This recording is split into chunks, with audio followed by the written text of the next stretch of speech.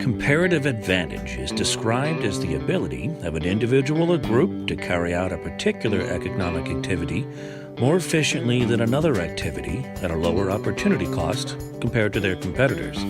Imagine there are two workers named Diesel and Dino who work alone in a factory producing steering wheels and brake pads for automobiles. Each of them are capable of producing both products during an 8-hour shift, but they have varying degrees of efficiency. For example, Diesel can manufacture 100 steering wheels and 100 brake pads during a typical shift.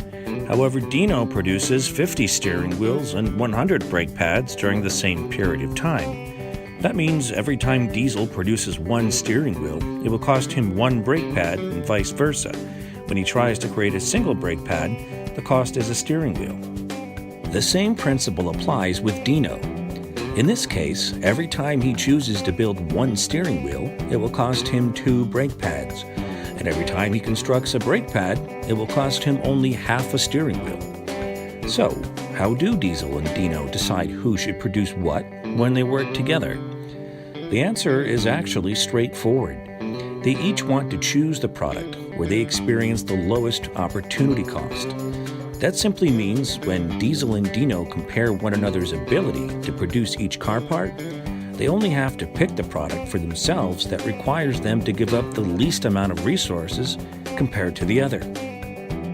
If that's still confusing, then let's look at this table.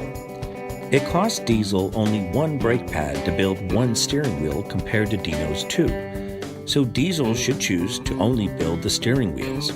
Looking at Dino, it only costs him half of a steering wheel to produce 1 brake pad next to Diesel's whole steering wheel. Logically, Dino should choose to specialize in manufacturing brake pads.